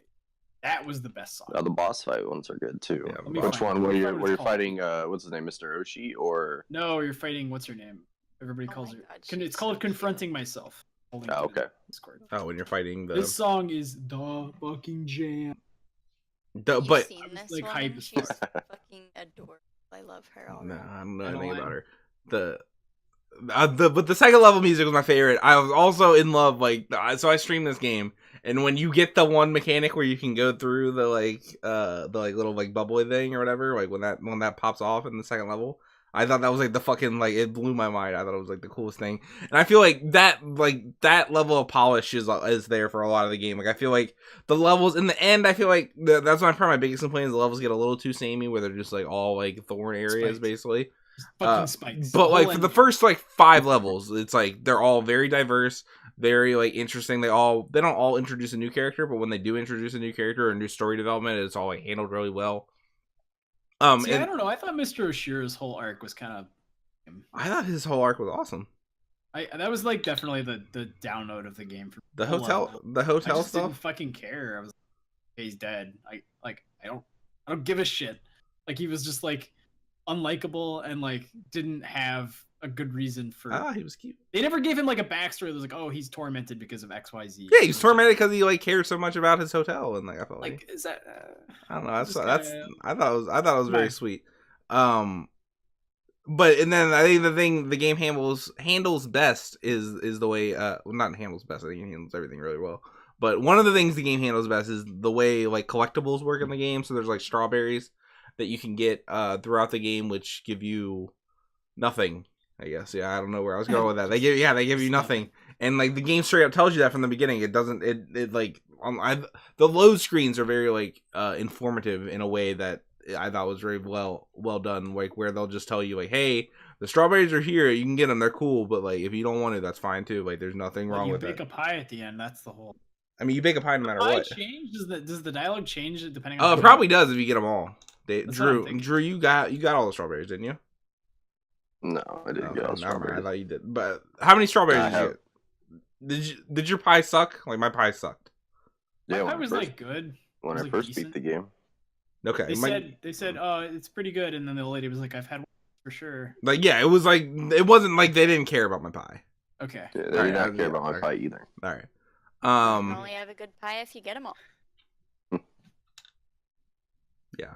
But Drew, what did you want All to right. say? Well, I mean, I just everything you guys said. I mean, obviously, I think this game is easily one of the best games this year so far. Not that we've really had a whole bunch to go off of, but with just like the narrative and the gameplay, I think it's gonna hold a spot probably at the end of the year when we do top games. It'll be up there. You've I been just- doing so. All right, hold on one second. Going back to the strawberries, there's also something called B-sides in the game, which basically Mhm. allow you to play like bonus levels or like remixes of levels that are like much harder than the base game. And Correct. Drew and I, or David and I, haven't really messed around with that much, but you I did have. one. The second All one. right, I'm not like fucking shitting on you. I'm just fucking making a segue into this. Drew telling us about B-sides. topic. Well, have you know that I've beaten all of the game and All right, I don't care. Drew, tell me about B-sides. Well, seeing as I play the game strictly in handheld mode, it's a lot of hand cramps and a lot of frustration, but they're doable. I don't think it's like absolutely ridiculous on any of the levels. I mean, it's as with any platformer that has like a higher tier difficulty, it's more precise timing, more precise jumping. You got to utilize your grabbing of the ledges and climbing up on the walls. I mean, as like the end of the game is when you're climbing up the mountain, a lot of precise like air dashes and stuff. I mean, that's all it is. But they're fun. I mean, rewarding because like the way the end game goes is like you'll beat chapter 7, which you get to the top of the mountain, and then there's chapter 8, which is the core, which is hard in itself, and you need 8 crystal hearts, I believe, to get into the core. And there's 4 in the main levels, and then there's 1 for every B side. So then once you do that, and you beat it on the normal campaign, let's say that, then there's a B side of the mountain of the core. And then to get into that, you got to get all the crystal hearts that are available, which I think is 12. And then after that, then there's C sides. And C sides are literally like one screen Like that's all it is. It's I can't do them. Like, Yeah, but it's literally they one look ridiculous. one fucking screen, and like that's all it is. You got to get from one side to the other, and it's like I can't. So Yeah, I fuck around with those nonsense. like. I just wanted to like point out one specific moment in the game in particular, which was at the end of chapter 4, when you're going up the gondola with Theo, and the lever breaks off, and like your anxiety and depression. Oh, that's when you get the feather or whatever. Yeah, yeah. So like, and not to sound cheesy by any means, but like I thought that moment was really cool, especially not myself dealing with like severe anxiety or depression, but like having been around and with somebody that suffered from anxiety attacks, and like her explaining to me how it felt. I thought it was interesting how they kind of melded that in with like the with like it kind of like coming in on you and then having to do the whole feather mechanic. Like, again, I don't want it to come off cheesy and sound this way, but like I've inadvertently found myself doing the breathing technique, and I was like, what the fuck? Like, I didn't expect it to, like, maybe I didn't expect myself to be into that game as much as I was at that moment, but I thought like it was really neat to relate, and like having someone giving me like a first-hand experience, so, like explaining it to me of what that's like having an anxiety attack. I don't know, it meant a lot to me, and like just having like you guys talked about, you know, they had Towerfall and then they come to this, and it's like you already knew the platforming was going to be there, and it's like, you know, what am I looking for? Just kind of to weave in a story of like that type of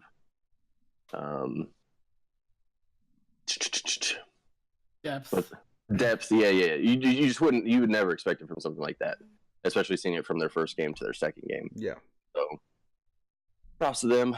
I was very pleased with that game, and I hope they do more similar to it. Not, you know, the exact same game. But it was quite a departure from Katie. Yeah, coming from Towerfall. Towerfall, it's very very cool that they were able to do something as creative and ambitious as what Celeste was, and I see it probably holding up at the end of the year for sure for some of the best games. The thing we didn't talk about, there's also, I thought it handled really well, was the assist mode in the game. There's like an assist mode which not only like lets you bring down the difficulty, but also like it gives you like just straight sliders of like turn the game to like 50% speed, and like turn your, like, you can have unlimited dashes or whatever, which I thought was really cool. And the game does a really good job of making that like accessibility option not like feel shitty, which in the way a lot of games do. That's one of my like weirdest things about the new Colossus and all the Wolfenstein games, is that they all like the easy mode on those games is called like baby mode, and like I don't know, it's just it's such like a disconnect from like I feel like the core tenets of those either games. Don't have it or do it right.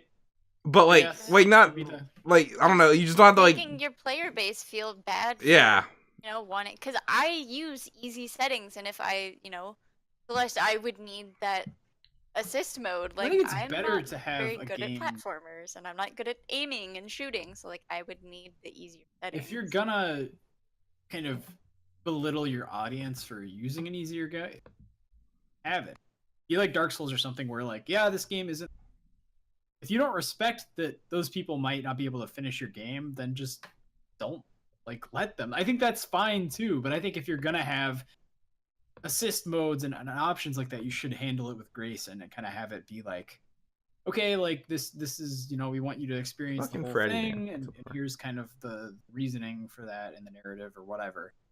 So yeah, I think either way is fine. I don't agree that like Dark Souls needs an easy mode, but I think the game having Dark Souls should have an easy mode. I think it should. It doesn't have to, but it should.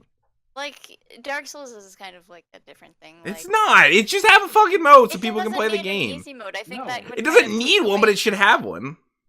No, it should. Why? Why shouldn't it? What's the point? Because the game's whole fucking existence.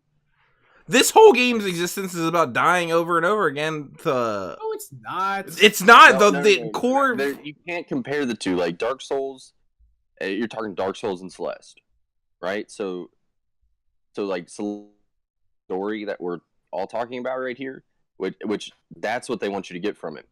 Yes, they made the game difficult on purpose, and like that's there for the audience of people that want. No, to I play feel like the specifically game's a hard difficulty adds platformer. into the story too. Nothing would make Dark Souls and Bloodborne's oppressive and foreboding nature dissolve like a fucking option to make it easy. Like that is like so like the whole against the point of the game's. series is that it's That's not the really- point of the series. It fucking is. It That's like the isn't whole though, thing, and you're but just being like a struggle fucking is. like, oh, No, I want to I enjoy wouldn't something. I would have a lot of trouble personally, but I understand that like it's got like really serious like. I don't understand. Then why does it affect you at all? Like, I don't understand how it affects you at all. Like, in your experience of the game. What? Like, if Dark Souls had an easy mode. Because I know that I conquered it, and that like That you gives still you a know that. Who the feeling fuck cares? Huh? Why do you? I don't I understand. don't care. It's like a fucking badge of honor. You know, you beat the game. You. It's supposed to be. The a It difficulty. doesn't That's lesser the- your experience because other people can do stuff. No, I I'm think gonna, the I'm gonna have themes to of the agree. That's game, it bullshit. would If lessen everybody the could fucking win a experience. fucking gold handicap, I they don't know. take away the whole fucking the pride of getting it. Like that's an extreme example, but if everybody could fucking win, I don't know anything, it would kind of belittle the whole experience of doing it, right? Like No, the if whole- everybody the can get married, it experiences the. whole- no, that's such a bad fucking. It's exactly the It's same. so bad that it fucking frazzled me. It's exactly the same. No, it isn't, because that's not a fucking. That's not a fucking. It's like a. It's like such an individual basis thing that like the no two like. It's not like if everybody got an A on an exam because You're breaking up really struggled in the bad. class. You're breaking Wait. up really bad. What about right now? No, not fine. now. Okay. If If everybody everybody strolled in in the your- class, got an A on the exam, it makes your A Because less. they gave easier exams to people who struggled in the class. Your A wouldn't.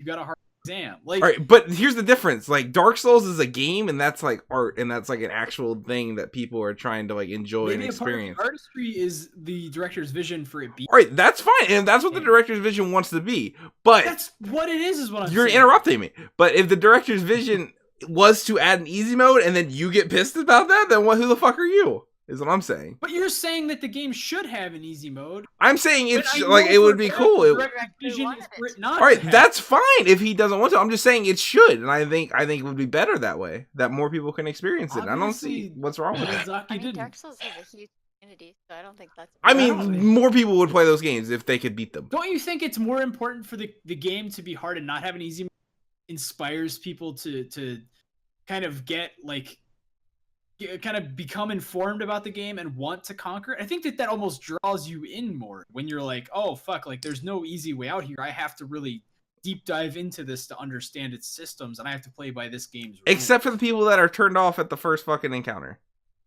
Well, then that's And not their not game. for you. then. Yeah, like that's Like, the end of the I don't. story. What if you really think the Castlevania-esque style in Bloodborne is really cool, but you can't get past the first thing, and you play And and you look up a bit bunch of, and you beat I your don't head know, into Just it. watch a video. All right, that's terrible game design. Then if I have to go watch a YouTube video, No, because I think what you see is games that have difficulty settings are games that actually would try to deliver some sort of story. Like Dark Souls has a story, but you actually got to be looking for it, right? I mean, correct me if it I'm doesn't wrong, really it's have a story. it's woven into like Yes. lore and No, it doesn't. It's stuff, more of right? a So- lore than a story. It's not a story. but that's what I'm You saying. haven't but- played the fucking game. It's Shut a- up. but it's if people- meaningless but if people dribble. ca- Like, yeah, but especially- if there was a direct story in any Dark Souls or Bloodborne, like maybe there would be a difficult. Or maybe setting, you but, just like, want to hang out in the goal- cool atmospheres that those games provide. Then you Well, can then hang go out in the first hang level. out in that. Congrats. Like, why do you? I don't. I just feel it's a super like cunty Because mentality. not every game needs a fucking tourist mode. It's so bullshit that you even think that that's like a thing that needs to I happen. don't like. I Games don't. aren't fucking What? museums. Like the games are made to Wait. be fucking conquered, not to fucking. Walk No, they're around. not. They're made for whatever the fuck you choose to make them. Like they're not Guess fucking. what? Miyazaki just- made his games to be. All right, motherfucker. I'm not talking about what Miyazaki's vision of the fucking game But is. that's what we're No, talking we're not talking about that, and you just keep talking over me because you think you're right because you have this fucking elitist mentality of like, oh, if somebody else can do it, it dilutes what I'm experiencing from the fucking game, which it isn't. It's just more inclusive to people, and I don't understand why you can't let somebody else enjoy something just because that would somehow dilute your experience with it. Because by making the game difficult and by making it like obtuse, you create a community like knowledge. Like these games have like wikis and guides for fucking days because of their difficulty. If they just had a fucking easy mode instead of being like, hey guys, I can't be. Well, why don't you try fucking this weapon or just fucking this strategy? It would just be like, oh, just play on fucking easy mode. And that would be the end of the discussion. Instead of there being like 3 fucking wikis for Bloodborne, this many fucking guys. So you're saying that the wiki community would suffer if it had an easy mode? No, I'm saying the whole community would suffer. How would the whole community suffer? That makes no fucking sense. Just don't play it on easy if you don't want to. The appeal of the fucking games. Then don't play it on easy. You don't have to. It doesn't make any sense. Okay, here's my last fucking statement. Not every game is made for. That's the fucking end of. Not saying the it games is. aren't for those people. No, hey, look, I'm gonna interject right here, and I'm just gonna go ahead and say it, and just let everybody else know. Monster Hunter is not for me. I got rid of it. Totally fine. That's totally fine. And it wasn't something I was into. It wasn't accessible to me. So Dark Souls, Bloodborne, that series, not for everybody. Monster Hunter's hard too. Again, why do you think that every game needs to be experienced by be able to be? I don't. By a fucking person. Because I don't see what's the point of not including something. Why are you asking me questions and then cutting off my answers? Because that is a shitty way to argue things. Fine. Do you think every game should be? No, I don't think a game should be for every person. But I think every person should be able to have the opportunity to do something in every game. They do have the opportunity. It's called. No, they don't. If you're not good at games, you can't play Bloodborne. Then yeah, I can. Yeah, too bad. It's not for you. That's the end of I just said something and you said that's not true, and then I explained it and you're like, "Oh, it is true." Like, what the fuck are you talking about? I'm saying not every game is for every person, because if you aren't willing to put in the time investment, skill investment to beat these games, they aren't for you. Not the motivation to do it isn't enough. That's the whole point of the games being difficult. Not wanting to play them but not being good enough is the whole fucking appeal. No, I feel like the whole appeal of it being difficult is so you can stroke your fucking dick and be like, "Oh, look how good at games I am." That's just your shallow-minded bullshit fucking. That's not shallow-minded. I'm fucking shallow-minded. But the people that are like, "Oh, other people having a fun experience in their game in a game in their own way are ruining my experience." That's not shallow-minded at all. No, because I think it hurts the director's vision and the whole. How does it hurt the direct in this scenario in which I'm making that the director's vision is to have an easy mode? Is what I'm saying. Obviously, it isn't though. All right, but I'm not saying that it. It's like you're not understanding. Dark Souls had an easy mode from day fucking one. If I'm saying wanting to retcon it, having it. It's not people. If Miyazaki said on Dark Souls 4, I want to have an easy mode, the community would lose their fucking shit. Yes or no? Probably, yeah. All right, definitely. But it's still his vision. Because the series is rooted in its difficulty. That's no, it's not, dude. The series is rooted in whatever the fuck you want to make it rooted in. Literally called Prepare to Die, dude. You fucking moron. All right, you are so wrong. So if I find something in Dark Souls that engages me and interests me, that's not in its difficulty, I'm just wrong. I can't take away from a piece of art what I can take away from it. It's what you take away from it. The game as a whole, the experience that has been laid out for the player from beginning to end, is marketed and made as a difficult experience, and that is the entire fucking pull from a initiation standpoint. So we should only judge games and look at games through a lens in which it's marketed upon? No. You just said that. You just said the game is made from beginning to end and marketed it on its. We are talking about one. You just said that. I can run it back. Did I say we should? I don't remember saying we should. Based on. You're breaking up really bad. You bad. literally just put that in my mouth. You just, dude. You said. No, he did not. You said marketed. Yes, you did. I said marketed because they know what the fucking game's focus is. That's just an example of me saying. Just because something is marketed on something doesn't mean that is the focus of it. You're fucking right, but I'm saying that they FromSoft and Bandai Namco understand the philosophy of the game being that it is difficult. That was just an example of the community at large is aware of why the game is so appealing to so many people. Miyazaki, you're the right. game isn't appealing to that many people, to be fair. Bullshit. It's a huge fucking franchise. You're fucking stupid. It has inspired. All right, I'm not gonna fight with you. It's not it's a niche franchise. at best. You're right. That's why there have been like so many games aping it in the last 3 years, for sure. But whatever. No, the fucking games, like, games with easy modes are fine, but like I think that you saying that like certain games should have an easy mode is like, just like dumb. Like that's like no, like just let the games be how they are and how people who can't play those games play the games that are made for them and do have easy modes. Like game, like if I go to see a fucking Paul Thomas Anderson film, like I don't expect the fucking dialogue to be like fucking Wedding Crashers. Like I'm not going in being like, oh, this is super easy to digest. This is a fucking popcorn. But Should every movie have a popcorn flick mode? Dude, no. A Paul Thomas Anderson movie doesn't like make you take a test 15 minutes into it to see if you can progress to the next part of the movie. That's a dumb analogy. No, it's not. That's how fucking difficulty works. No, because to be able to appreciate and understand certain You can glean whatever you want out of any piece of art. You don't have to take what you want. Not everybody has to have the same perspective as you. Which is what you're saying. That is what you're arguing. No. It is! I'm saying that some films are made to be more easily digested than others, and that's... And that people who, like you saying that, like, all, like, these games should have an easy mode, well, you know, more artistically inclined films should have a fucking, like, easier to understand. No, it's not at all like that at all. Because you literally cannot play it if you cannot beat it. Are games meant to be watched or played? You're kind of bullshitting me right now. How am I bullshitting you? Because games are meant to be fucking played. That's why they're called games, not fucking movies. Alright, so you cannot... What? Like, the point of a fucking video game is to play it and to have fucking player, like, agency, right? No, So not as every an art game. form, what games don't have any player agency? Gone Home. I can name a You are bunch. still very much You in are in control of your control. players, of the character's action. Of their movements, yes, but you're not in control of anything You else could in that miss game. 90% of that game's exposition if you That's just not walk fucking to the game. agency. That's just fucking... That's not what agency means. That's like that's your experience by controlling the game's Alright, anyway.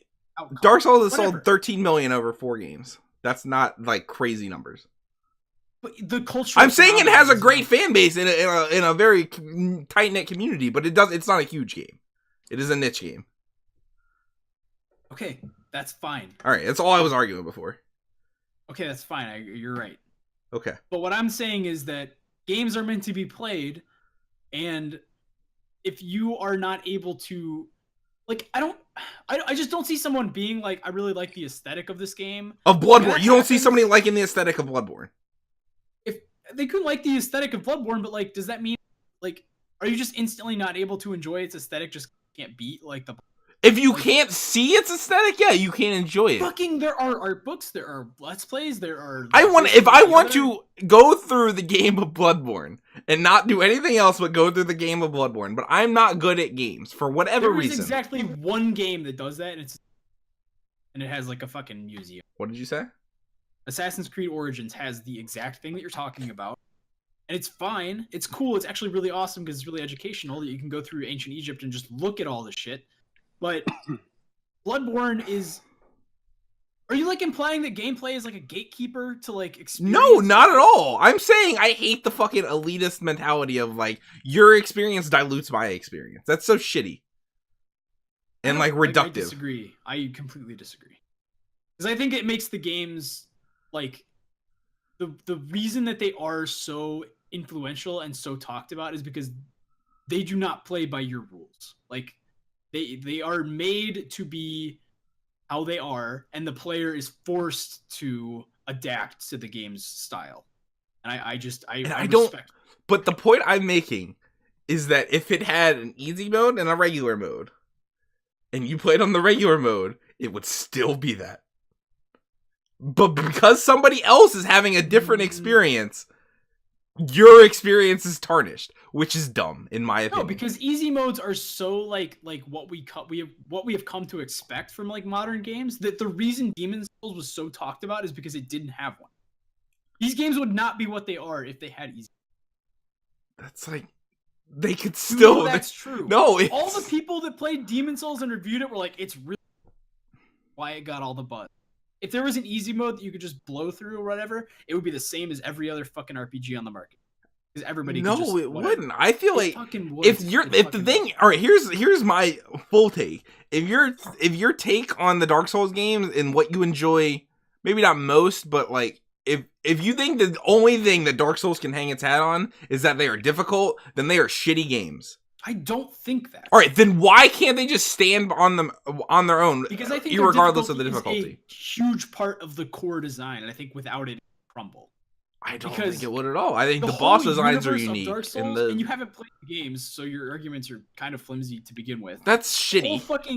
The whole fucking universe of Dark Souls is built around its oppressive and difficult nature. If you had NPCs and shit talking to you about how fucking terrible things were and how fucking hard everything was and how awful all the shit was that was going on, and you were just one-shotting fucking every enemy or whatever, and it was really easy, it would be such a huge disconnect that the game would lose all of its fucking like artistic merit. Would you play it like that? No, but the fact all right, but then why do you care? Because it would be so fucking against the game's whole like.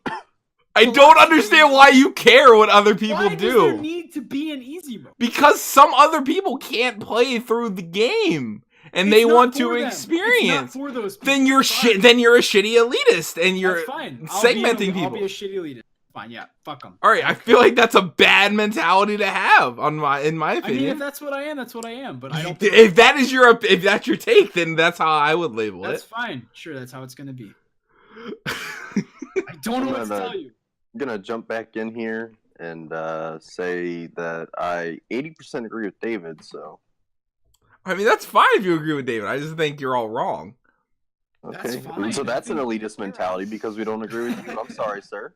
What do you mean? Saying somebody's wrong based on an opinion is elitism now? Let me ask you a question. You played Bloodborne, yeah? I did. Okay. Beat all the bosses. Okay, did you get a sense of accomplishment and success when you finally managed? I was real annoyed when I had to do the long boss walks back to the fucking Cambridge motherfucker. Fucking Orphan of Cost, you fucking Cloud9, dude. I wasn't. You guys just like carried me through that. It wasn't even that fun to be totally honest. but that is okay. Is like I know. That's what I found it.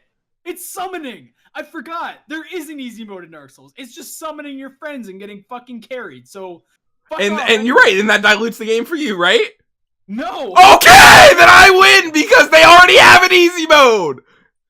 It does though, because people who say like, "Oh, I got a summon and I beat," so everybody's like, "Oh, so you didn't actually play the game." Yeah, you're a fucking cunt then for fucking judging people by how they play games. Like, I'm gonna start doing that to everyone now. Then it just and just say I'm not an asshole. Like it's so shitty. I summoned for one boss in Dark Souls 3, and I did not feel a sense of accomplishment once he was defeated. It's right. That's fine. Makes it so, then that's not what you're getting out of the game, but some other person might have enjoyed that.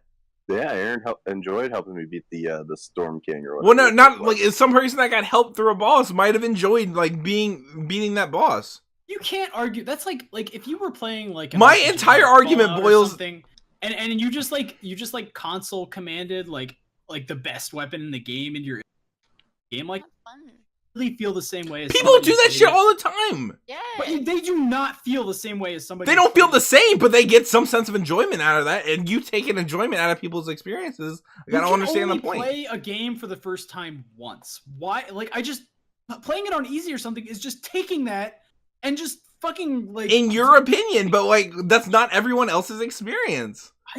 And you trying to dictate other people's experience makes you like, I don't know, it's shitty. And like the fucking like it is, but I just can't imagine that like it would be better that way than the games just being how they are and just being like one day. It might not be better for you. In this together, and it keeps the community so like cemented, because if you're like in the subreddit or wherever, like, oh, I'm having trouble with this boss. Oh, well, are you playing on easier? Or are you playing on easier or normal? Like, whatever. Like, everyone knows when you're like, I'm stuck on this boss. They know what the fucking boss is like, right, and they know what to expect. Another point is that, like, the Dark Souls community isn't really, like, I mean, it's very tight-knit, and it's very, like, it's not the most welcoming thing in the world. There's a lot of cunts in that community, I feel like, probably. Yeah, that's real shitty, I feel like. I mean, maybe it is, but that mentality... That's the problem of... That's the problem of what? Well, I was gonna let David speak. No, go ahead. That's the problem of the players, not the game. Like it's not the game's What fault that the a game lot of the game shitty, encourages annoying that. Channers. That's like Like- saying it's not Milo Yiannopoulos' fault that fucking people harass people on his behalf. It's like it's their fault. Well, no, you're spearing it on. Are you implying comparison that at Dark all. purposefully breeds toxicity in the game? I'm saying that like it doesn't, maybe it doesn't purposefully do it, but even if you're not purposely doing something and it's still coming from your actions, then you're still like possibly causing it. I don't know about all that. I think that the community... Great argument.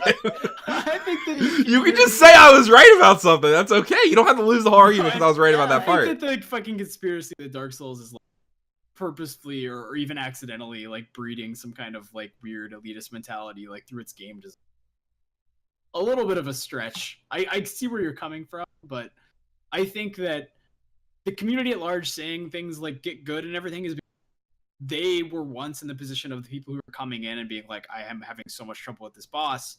And they were once them, like, and they saw it happen and they know that if they that they'll beat it and say it to the it's kind of like a rite of passage. It's kind of almost endearing in a weird way to be like the person that is really struggling, and then a month later or whatever, you're like giving the advice on a certain boss. That would be cool, but that doesn't happen to everybody. Like, this is the point I'm making. I feel like if you doesn't struggle with the game and then you beat it, I feel automatically. No, you're saying that's the success case, but you're just unaccounting for all the people that just gave up and didn't have an experience with this game and didn't get to experience it in any way. Do you think that those people just completely disregard the game, or do they still like respect what it's doing and like it? I don't know. You like, your argument is that if I can't beat something, that I cannot have any respect, I cannot have any. No, that's not the argument I'm making. I'm saying that you are intentionally alienating people just for not possessing one certain skill. I think it's more than just not being able to just do the one certain thing. I think it's more like it's almost like the giving up is like a part of the game's narrative.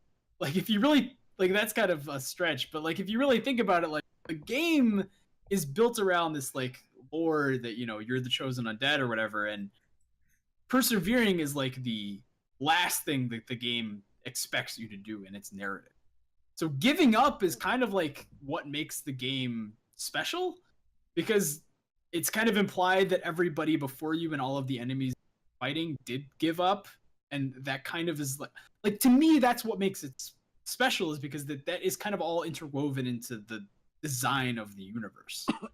Like, that's something I have a hard time explaining, but like the persevering versus the just kind of giving in and not playing it anymore is almost sort of like it's a fourth wall break that is kind of hard to see in the Bloodborne and in Dark Souls. And I might just be, I feel like I'm pulling that out of my ass, but I also really feel strongly that that is my experience with the game, and like that's how I feel about it, and that's why it's special to me. But I don't know. You make a good point that like experience, but I think that if God you damn really it. like the You made a good point and then broke up really bad, and I was so disappointed in that. what? I didn't get to hear how good a point my point was. Oh, whatever. You broke up. I was saying like you could have an argument that like everyone should be able to experience something, but I think that like your experience with Dark Souls should only be the gameplay, or the, if you want the aesthetic and you want the music and you want the whatever, you can find that, but I think earning it makes it worth more, because I think earning it and persevering and challenging yourself makes it more of a payoff, because I don't even think those games are like, besides Bloodborne, that like the lore is really cool, but like the visuals and like all the other stuff, like kind of the gameplay is king in those games, but that's just. And my position has always been, I don't care what you feel during the game. It's that like other people should also be able to take the game in some other way, and that doesn't have any effect on how you should feel about the game. That has always been my position. I only am arguing this because I think Dark Souls is special. Like, I would say that, like, yes, like Witcher should have an easy. Yes. Wait, no, wait. You're saying it's a special case. That's just like, yeah, everything but the one thing I care about kind of situation. You know what I'm saying? Like, well, no, I mean, I think that there are plenty of games like Dark. But I think in the case of Dark Souls and games like Devil Daggers, or like things that have a very sharp focus on how their difficulty is built and how it's designed, I think those games kind of hinge on their. It's like the difficulty is such a focal point that to kind of undermine it with like an easy mode or something and kind of half-ass or even just kind of add in later would really dilute the experience for those who feel like it means a lot to them, because there aren't a lot of games like that. There aren't a lot of games that don't have an easy, like in the grand scheme of things. So maybe your argument that like everybody who wants to experience it but can't is kind of like, maybe that's the elitist argument, because those people have like, and maybe let us have the game, you know, because it means a lot to us that we played it and we have a community around it and its difficulty. Like, that's kind of my take on it, because there aren't many games that are just like, hey, do it. That's just how it is. And I respect that. That's why I like its design. I in no way seeing how being more inclusive to people is elitist, but because by doing that, you're not diluting anybody's appreciation of the game, because it doesn't affect them at all. It does, because it breaks the community up into, hey, does it? Here's an easy mode community and here's the normal. Because there's a fucking forum post about it. Like, I don't think that breaks the community up. But anyway, that was a weird tangent that went on. Why the fuck did we even get here? 30 minutes. Celeste has an assist mode, it's fine. Celeste's assist mode is great and it works very well. Damn. I thought that was great. Drew, how you doing? Top 38. Top 38 and what? Fortnite. Oh, nice. Nice. I was done with this like 10 minutes ago. Yeah, no, that's totally fair. That's totally fair. There you go. Get that battle royale. You can follow Drew at Trophy Pops on Twitter. You can follow me at Charles Titha. David, where can everybody follow you? At Bloodborne Elitist. Cheyenne. Flowers. Cool. We're gonna be playing more Fortnite. We're gonna be streaming stuff. Before you go, tune in. For the adventures of Scarby Ferrari and Drew St. Early you guys are playing Fortnite? Early morning streams. Yeah, we've been doing it. Late night streams. We should do both. All right. We'll discuss this, but I think we should do Fortnite mornings and Rocket League nights. Fortnite. No, we should do Fort mornings, right? Fort mornings. Oh, I get what you're saying. I'm dumb. It's a streaming schedule. That's how people tune in and watch more. Yeah, I understand. And we actually got quite a bit. We had 20. We had like 20 you know? views on Rocket League. It was cool. And 1 thumbs up. Oh boy, Oh. was that from you, David? What was that? The thumbs up we had on Rocket League. Oh yeah, that was me. I like that. We came off so hot and then it just. Dude, it was so bad. We won the first 4 games and then just shat the bed. It was so bad. That's okay. That's pretty good still. It's like where you were, except for Drew's gold now, which Drew. I guess Drew was gold before. I don't really know. But yeah, you can. No, I was plat 1. Okay, well never mind. Oh, that's not too far off. You gold 2. That's pretty far off. Yeah, I guess so. I got gold. I got plat 3 solo standard, which sucks, but they bumped it up. Like. Yeah. All right. This has been the Current Gaming Podcast. This is the 40th episode. That Wow! Yay! Not all of you guys. Yay! And peace.